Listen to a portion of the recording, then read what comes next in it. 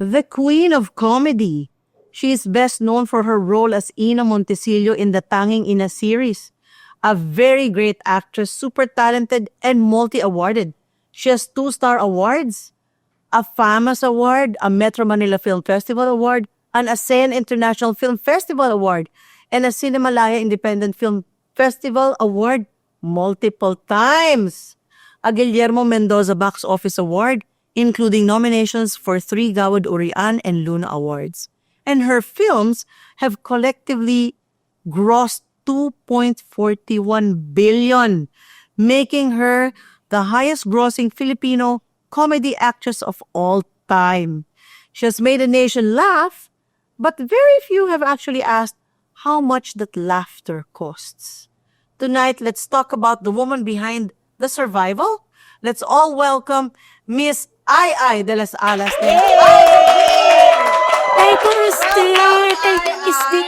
Sabi ko nga kanina, grabe dati nanonood lang ako sa TikTok ng House of D. Ngayon, guest na ako. Yes. Yes, dati naman pinapanood lang namin ang pelikula mo. Ngayon nandito ka na. Maraming salamat sa pagpapa-unlock. Thank you, Miss D. And talagang happy ako kasi sabi ko, ay, ayan, mag-guest na ako kay Miss D. Na dati takot ako dyan. Pero nung nakilala ko siya, sabi ko, ay, mabait si Miss D. Tsaka Bakit ka natatakot sa akin? Kasi parang suplada ka. Tapos nung na-meet na kita, sabi ko, ay, mabait pala si Miss D. Bakit parang suplada? Parang suplada kasi parang, oh, Dito naman kasi tumangos lang ang ilong. Suplada ka na. ate mangira ka talaga.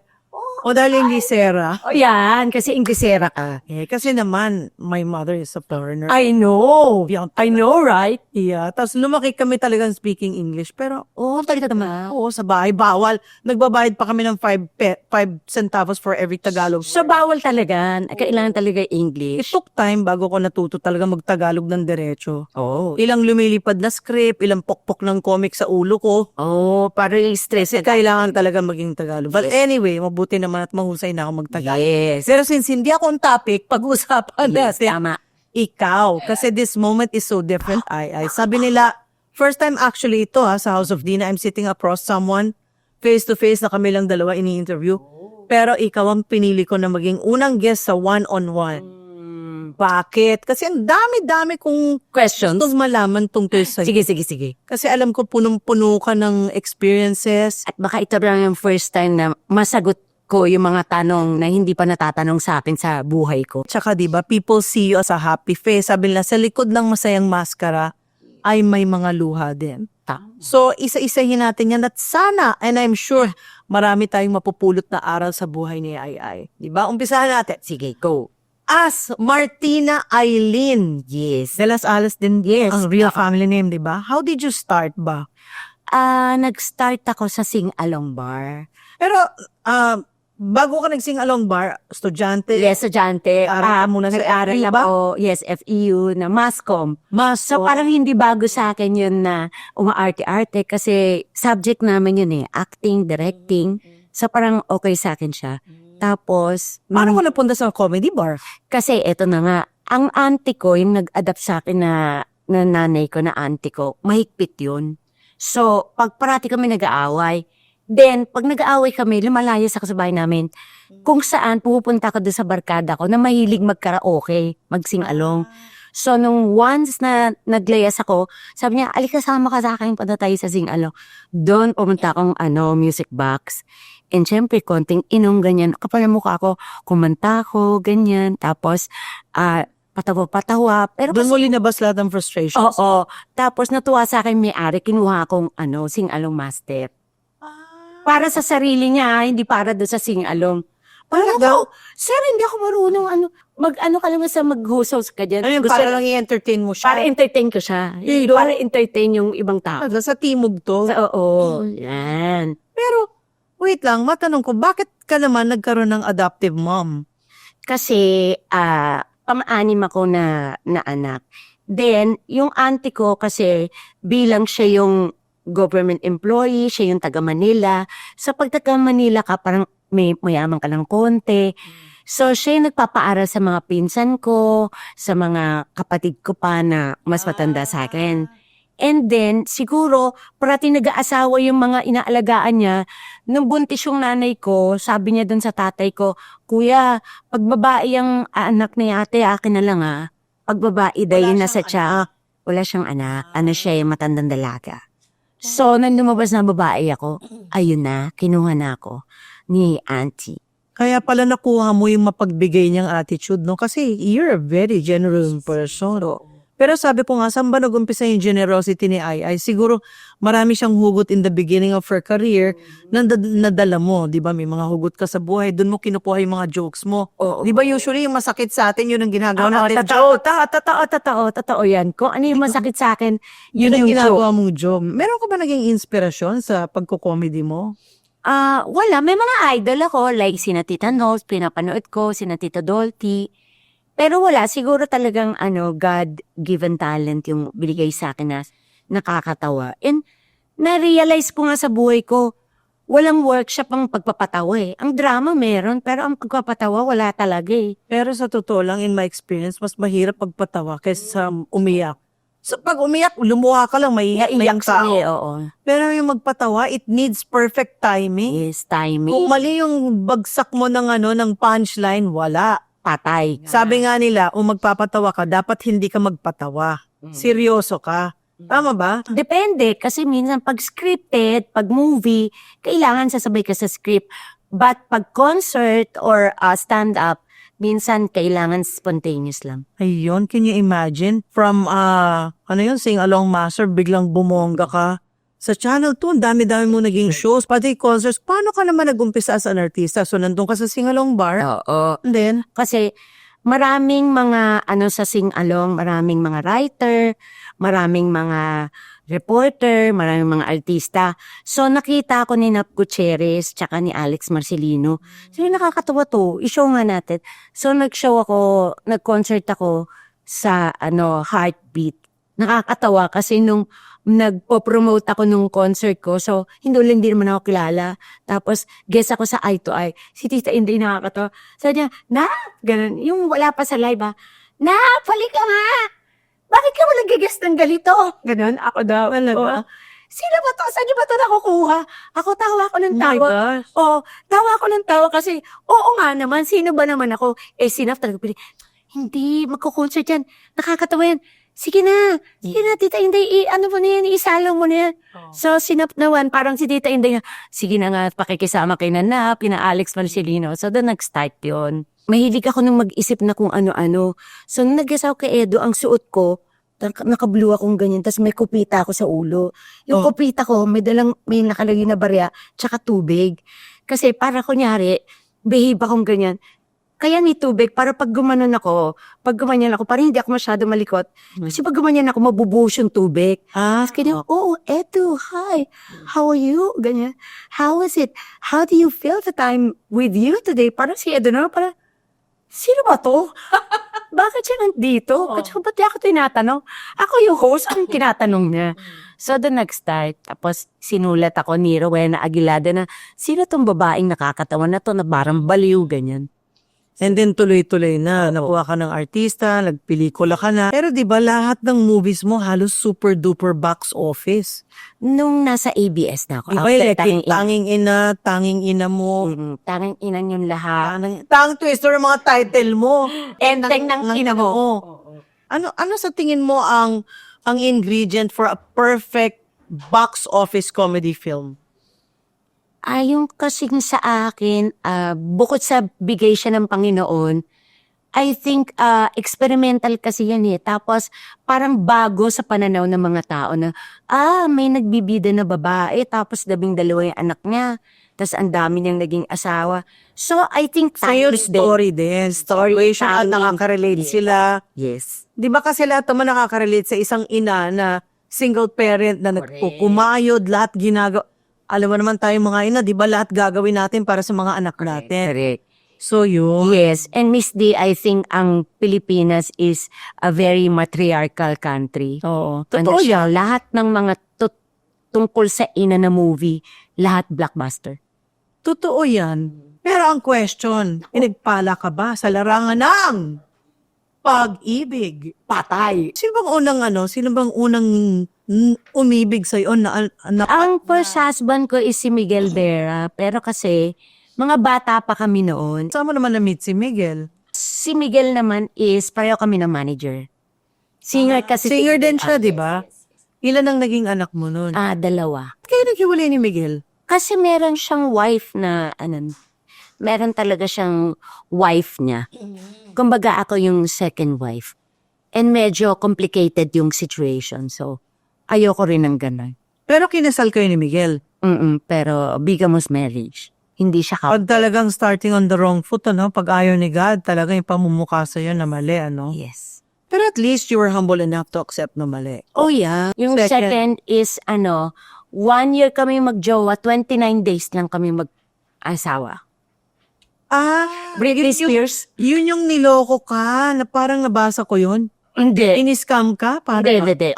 Ano naman to, yung parang medyo physical, yun. Binubugbog ka? Ayoko nang sabihin, kawawa naman din siya. Ayan na natin. Past na yun, pero parang ganun, hindi kami nagkakasama. Violence. Aray. Violence. I want to Parang play the violence. somewhere. Ganun eh. Aray ko! Yung third, na-meet ko na sa badminton naman. So, Pero ito, mas bata siya sa'yo, no? yes. Yung pangalawa ba, mas bata din sa'yo? Ng 20 years. Hindi ka ba nag-isip na baka magloko ito? Baka naman dumating yung time na may raging hormones pa siya. Nag-isip naman. Parang ayoko na. Ready naman ako. Sa mga interview kasi nasabi ko naman na ready naman ako dun sa mangyayari. Dun sa third husband ko. Ang hindi ko lang na... Yung third husband mo, 30 years. 30 years, oo. Ang hirap doon, di ba? Kasi ano pa sila, raging hormones pa eh. Ikaw para bang... Tapos na, wala na. Pero, ang hindi ko lang na biglaan yung pagkawala niya. Parang, boom. Hindi, yung parang biglaan na hindi ako naka-prepare. Sabi nga nila, once daw is a chance, twice is coincidence, and 3 is a pattern. So, do you really like younger men? Or sila ang may gusto sa'yo? I think sila rin yung may gusto sa akin, so pinapatulang ko rin sila. Pero talagang may ganun eh. I mean, I get a lot of offers from younger men. Parang, hello, anak na lang kita, anhing kita. Ako naman, kahit minsan naiisip ko yun, parang feeling ko rin naman kasi parang, yung vibe ba kasi, parang pareho. Siguro kasi isip bata rin ako eh. Pero pagdating na niya sa relationship, dun mo lang marirealize, ay, pagkaiba pala talaga kami. Parang age matters. Parang ganyan. Pero grabe ka daw pag umibig, talagang all out, all mine to give. Parang ganon. Bakit ganun Parang tayo kahit na nasasaktan sa pag-ibig, next husband, all mine to give pa rin. Oo. Ano bang hindi natin natututunan? I think, Miss D, ako may kinalaman yan sa childhood ko. Oh? Oo, kasi, di ba? Sino nagsabi ng exactly dyan? Ayan, anak mo, syempre. Ay, Diyos ko, this onlooker lang. Side comments. Exactly ka dyan. Nung bata ako, kasi adopted nga ako ng auntie ko. Yung auntie ko walang asawa, tapos genetic engineer siya. So, parati ako naiiwan mag-isa. So, kumbaga kulang, parang you feel like, okay, nandun yung provision, nandun yung perang kailangan ko, yung kailangan ko ng love. You needed attention, you needed love. Yes. So ngayon, parang parating equals, kailangan ko ng relationship.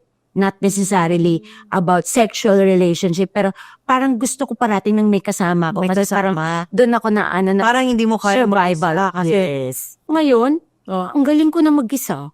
Wala eh. Baga, it's not really a love relationship you're looking for, but a relationship with someone. Yes, to be real. Company. Yung And because gusto mo magkaroon ng company, nag-all mine to give ka para hindi mawala. Parang hindi niya ako iwan, di ba? Oh, super relate. Super relate, di ba? Parang hindi niya ako iwan. Sige na lang. Oo, sige na. Diba? Gusto mo. O sige, Jack ka lang, huwag mo na ako iwan. Parang iwan, parang go. Basta Jack ka lang, huwag mo na lang ako iwan. Tapos manahimik ka na dyan. Give all mine to give, aray. Minsan ba na-feel mo na bakit ganon? Parang I'm present for everyone. Lahat ng kamag-anak, pag kailangan ng pera, kailangan ng tulong, lahat ng kaibigan, nandiyan ka, anak. Pero pag ikaw na lang, bakit ka nag-iisa? Correct, totoo. So paano? Tinanong mo ba kay God yun? Feeling ko lang ang sagot niya is, ito yung kapalaran mo kasi kaya mo eh.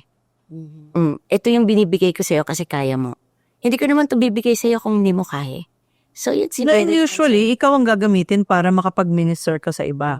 Or para ma-share mo yung experience sa iba, ay kapulutan ng aral. Correct. Ano kaya mga aral ang napulot mo sa bawat relasyon na nakatanan mo? Na, Siguro sa first. yung sa first, yung na wag kang maging kabit. No. Oh, why not? Hindi nakakatawa Oo, niya. diba? Okay. Kasi nakakasakit ka ng kapwa, nakasakit ka ng kapwa mo babae. Kasi hindi naman pwedeng sabihin na all is fair in love. Pero bakit masaya kami? Di ba? Ay, hindi pwede Okay yun. lang yun, Day. Basta masaya ka. Ay, palilita. Totoo yun. Pwede yun. Kasi pag rumesbak yan sa'yo at bumalik sa'yo, masakit. Nako, masakit talaga ang karma. Yung second naman, siguro, wag padalos-dalos. Kasi alam ko naman na nagkakasakitan kami and yet, nagpakasal pa rin ako sa kanya. Dapat Kumbaga meron ka ng Oo. red flag. Kaya nga, red flag na gumo ka pa rin. Sa pangatlo, Kasi yung pangatlo, almost give up ko yung everything eh. Parang pumunta akong Amerika. Ang aral siguro, iniwan mo lahat, don't? or love yourself more. Yes. Love yourself. Alam mo, I came across a song sa YouTube na yung lyrics ng song, sabi niya, I'm present for everyone, ganyan, pero I've forgotten to love me. Kaya yung lyrics niya, teach me how to love me, God. Teach me how to love me, God. Teach me how to love me, God. So, Pag narinig ko, iiyak na naman. story of my life, sabi ko, teach me how to love me, God. Kasi minamahal mo lahat eh. Pero nakakalimutan mo yung sarili mo and then before you know it, you're on empty. Kasi lahat tayo may love tanks, di ba? May love tank ka, may love tank ako. So bigay ako ng bigay sa'yo. Correct. Pero pag wala kang binibigay sa akin, empty na ako. Dapat punuan mo din ako, di ba? Correct. As we grow older, we learn na I don't need that. God fills me up. Tama. Ha? Kulang na lang ami, susi, ethics. Kanina pa tayo. Totoo, di ba? Oh. Sabi nga nila, when you learn to love yourself, you will attract the man who will love you more. So, Kasi a man values you according to how you value yourself. So kung sinasabi mo sa sarili mo na, tama na to sa akin, sapat na tong ganito sa akin, yun din lang ang makukuha mo. ay, But if you value yourself that this is me, I'm expensive, I'm ganyan, that's what you deserve, that is what you'll get. yes. As we go along life, ang dami nating lessons na natututunan, di ba? Kumbaga insights from the experiences we go through in life. Pero the question is, bakit kapag tinignan ng isang Ay de las Alas, uy, nandun siya sa taas, ang galing niya magpatawa, ang galing niyang artista, parang walang dinadamdam na hinanakit. Totoo ba na sa likod ng isang ngumingiting maskara ay merong matinding kalungkutan? Oh, yes. I think most of ng mga komedyante, ganun ang buhay. Pag medyo, ako ganun ako eh, pag medyo masyadong masakit yung pain, parang mas magaling ako magpatawa. Hindi ko alam bakit. Pag mas masakit ang pain, magaling ka magpatawa. Mas magaling ako magpatawa. Ang hirap naman Hindi ko nun. nga alam ba't ganun eh. Di Pero ko, ang wala akong experience ko, pag scientific. sobrang sad ako, in real life, hindi ako makaiyak sa taping.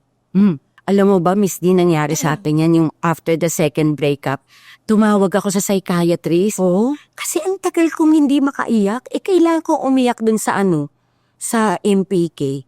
Sabi ko, nangyayari sa akin. Ano daw yun? Is it because you're in denial? I'll think, sabi niya. Basta mo lang, i-relax mo lang yung puso mo ngayon.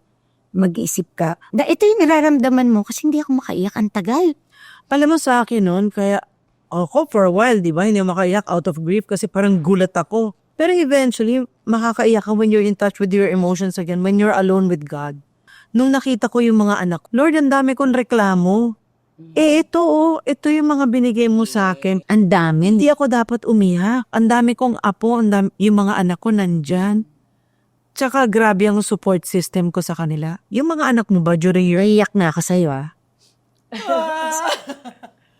Huwag tayong umiyak. Ano ba? Ano ba naiyak tuloy ako? Wala akong balak umiyak. Igisa ko sa'yo. Ano ba yung ay? Ewan ko sa'yo na kasi ako. Ba't ka naiyak? Hindi, pero kasi totoo na, ba't ka magre-reklamo? Parang, di mo, hindi ka naman kagandahan. Binigyan kita ng binigyan kita ng ganito, binigyan kita ng mga anak na magaganda, binigyan kita ng bahay, alam mo yun na, Daming binigay na provision oo, sa'yo. ay, ang dami. Tapos, ba't ka magrereklamo, ba't ka malulungkot? Isipin mo lahat ng binigay ko muna sa'yo bago ka malungkot. Parang ganyan. Pero kasi tao lang tayo, di ba, Basti? Tao lang tayo. Tsaka, but it takes time to realize that it is a closer relationship with God. Yeah. Na you begin to realize. Kasi nung una sabi ko, bakit ganito? Bakit yung friend ko okay yung marriage niya? Bakit yung ganito? Bakit ako ganito? Lahat namang ginagawa ko. Di ba? Nag-aaral ka ng ibang language, nagluto ka, naglinis ka, nagmahal ka, nag-aruga ka. Lahat ginawa mo. Amen. Kulang na lang lumulong ka ng bubog at tumulay sa alambre. Yeah. Pero bakit ganito? Pero ang sagot ni God, bakit? Nung blines ba kita, sinabi mo, bakit ako? Nung blines kita pa ulit-ulit, ang dami mong projects. Nung blines kita, ang dami mong kinita, sinabi mo, bakit ako? Bakit ako? Ba't ako yung merong ganito? Diba? After all this happened to you, meron ka bang regrets? Or meron ka bang unforgiveness? Meron ka bang taong hindi mapatawad? May regrets ka ba na sana hindi na lang nangyari to sa buhay ko? Wala. At peace ako ngayon eh. Parang okay na ako sa lahat. Okay, ganyan. Nangyari to, ganun talaga buhay. And then, moving forward, and thanking the Lord for everything na hanggang ngayon, I'm still alive na kahit gaano kasakit nangyari sa akin, matatag pa rin ako. God's grace din yung magiging matatag ka, di ba? Yes. Parang after everything na you have to be normal, parang walang nangyari. Mahirap yung binatuin mo. Yun na. At saka, But then the support system of people around you, friends, and family, Tina, and mahirap, di ba? Pag nawala sa'yo, yung mga unang gabi, ang hirap, hindi ka makatulog.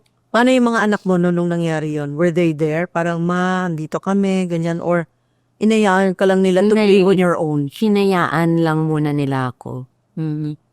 And, nag-ano rin sila eh. Medyo parang, May sarili din silang grieving. may sarili grieving. So, naging close din sila sa husband. Yes. Oo, no? Kasi mahirap din na bigla na nawala. Oo, sa punta, parang ganun. Importante nga na meron tayong support system. So, sa ngayon, oo. Sa ngayon, sa tingin mo, ang dami mo nang pinagdaanan from kumakanta ka sa, sa comedy bar, sa naging concert queen. Hindi lang concert queen, naging comedy concert queen, naging top grossing comedy actress. Comedy queen ng mga Filipino movies. Ano pa kaya ang gusto mong ma-achieve? Bukod sa lahat ng yun. I think kulang na just be thankful na hanggang ngayon buhay ako and healthy ako. Iniintay ko na lang kung ano yung malaking plano ni Lord sa akin na why am I ang... Oo, may reason kung bakit. Oo, may siya yan eh. May paggagawa siya sa'yo na kailangan nasa ka muna. Ano kaya yun? Paano bang ginawa mo to recover? You lost a lot of weight. Anong Lahat, Zumba, gym, buhat-buhat. And then ngayon, I'm into high rocks. What's high rock? Parang yun na, intensity yun na, na parang race siya na uso ngayon. Race as in karera sa kotse? No, race na buhat, ganyan. Push and pull, volleyball, mga ganun. Tapos tatakbo ka ng 1 kilometer in 8 times before the station. Parang ganyan. Bakit mo naman pinasok yan? Bukod sa sira ulo ko, wala. Gusto ko lang na, kasi nga nung nangyari sa akin to, sabi ko kailangan i-take care ko yung sarili ko kasi baka dumating yung time na walang mag-alaga sa akin. So, mag-isa. So, pinapalakas. So, kailangan malakas ang katon mo kasi talaga namang health is wealth. Yes. Kapag hindi tayo healthy, wala. Diba? So, kailangan talaga healthy. But, going through your life, diba, kung iba-backtrack mo lahat, what was the hardest lesson for you to learn? Yun nga, yung to love myself na hindi ko kailangan ng lalaki para maging masaya ako sa buhay ko. Ngayon, grandma ka na, di ba? May anak ka si Sancho. Sancho ba? Sancho. C-H-O. Oo. C-A-N-C-H-O. Oo. Ilang taon na yung apo mo? 5 days? Ay, ngayon 7 days na siya. Bagong baka na. Nung Hindi loko July ka sa apo 27. mo. Pero nasa States sila. Hindi, nasa Toronto. Nasa So, Toronto. visit ko sila baka mga May or June. Mhm. Wow. So how does it feel? Tuwan-tuwa ka na grandma ka na. Oo, tsaka ang ganda ng abo. Excited ka makita. Oo, Pilipino ba ang asawa niya or foreigner? Pilipina. Pilipina. Pero yung bata mo ang foreigner. Talaga? Oh, siguro kasi sa environment. Usually sabi nga nila kapag ang bata kahit na Pinoy, pag lumaki sa ibang lugar, nagiging tisay-tisay na rin. Oo. Pero ang laki ng pinagbago mo, kumbaga, hindi ikaw yung ay na kilala ko dati na komedyante, that's it. Now, parang I see a whole person. Di ba, mapagbigay, generous, marami rin palang hugot sa buhay, marami rin tinik sa dibdib ng pinagdaanan.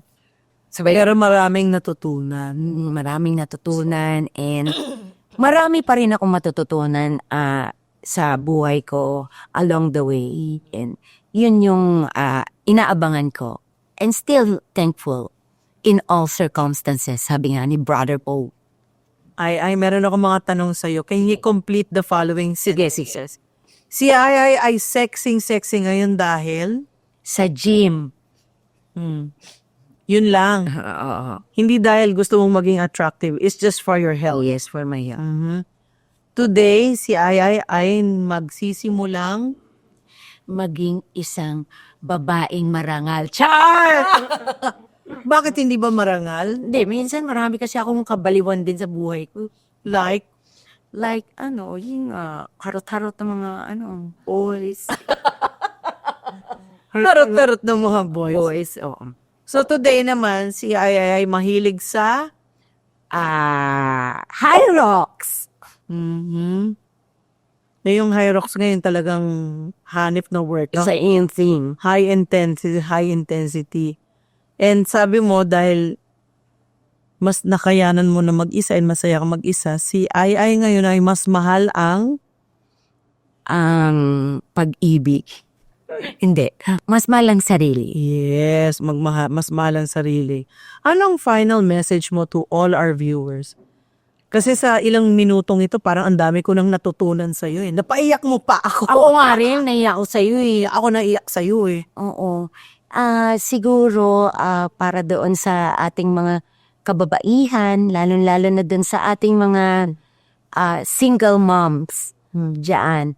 Huwag kayong mawawala ng pag-asa and parating yung aalagaan ng sarili nyo kasi walang iba mag-aalaga sa sarili natin kundi sarili lang din natin. And parati nating mamahalin yung pamilya natin lalo-lalo na yung mga anak natin. Kasi yan din yung makakasama natin along the way kapag iniwan na tayo ng mga magiging asawa natin. True. Mga naging asawa. Sabi nga nila, you have to learn to live alone. Kasi you came to this world alone. Alone ka ding aalis. Correct. So dapat yung magiging decision mo ngayon is for yourself. After yourself, sa kanya ba? Correct. God, yourself, and then sila na. Thank you. So ano naman ang message mo sa mga nakasakit sa yung mga lalaki noon? To all the men you loved before. To all the men I love before,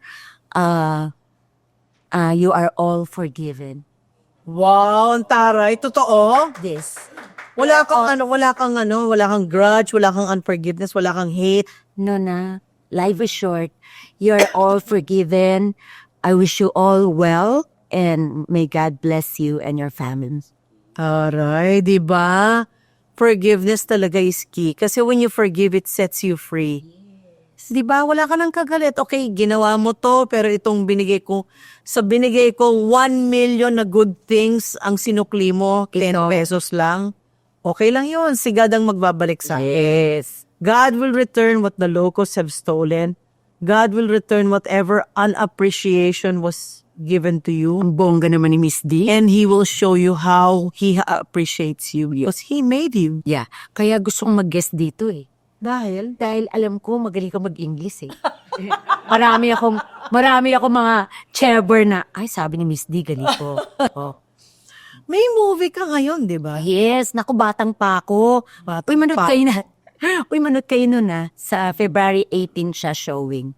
And all national. Sino mga kasama mo dyan? Si Empoy, si Ines Veneracion, sino ba ba? Simon Confiado, and yung... Produce mo to. No. Si Ana Aviera ang producer, and this is under Mi Vida Films. Maybe the Films. Bagong producer yan. Yeah, si Ana Aviera. Wow, ang taray. Bongga siya. O, diba? At ilan taong ka na ba? 60? 61. 61 ba yung ganyang hugis ng katawan? Tumayo ka nga, pakita mo yung magandang katawan. Yes. Side view, walang tiyan. Diba? Ang naturally beautiful and endowed ang mga dudi. Diyos ko. At least, hindi mo na kinailangan magpaturok, natural. Oo. Kailangan ko lang magpa-lift.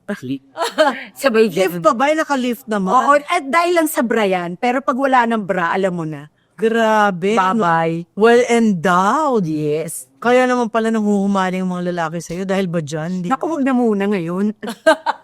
Okay hindi lang. dahil dyan, I'm sure dahil because you are a very kind person. Very giving, very understanding. Para very din love- tayo sa very giving. Very giving and Oo. ayoko na nga ng mga yung ganyan. Nakakaubos ng bank account. Kaya nga. Na nga. Oo. Moral of the story, ang pera ibigay mo lang sa tithing. Oh, tama. Bigay natin kay Lord back. Correct. And to thank God for all the blessings. Thank you, I for trusting us with your story. Thank you so much. I'm really, really happy na nandito ko. And gusto ko talaga na mag-guest dito kasi nung napanood ko nga sa TikTok, ay, sabi ko, ang cute naman ng show ni Miss D, House of D. Tapos nakita ko kayo mag-family. Parang, ay, kakatuwa. Ako natutuwa din ako nung nag-guest ka dito kasi unang-una, I'm a fan.